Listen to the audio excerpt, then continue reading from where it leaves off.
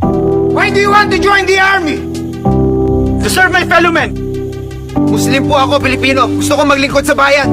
Kailangan ko po kumita ng pera. Army po ang kapatid ko, kaya sa army ako nag-apply. Wala makakapigil sa akin maging sundalo. Hindi mo alam ang pinapasok mo. Nakapag-desisyon po ako. Calling yan, Brad. Kapag ka tinawag ka ng serbisyo, kahit na anong iwas mo dyan, magiging sundalo at magiging sundalo ka pa rin.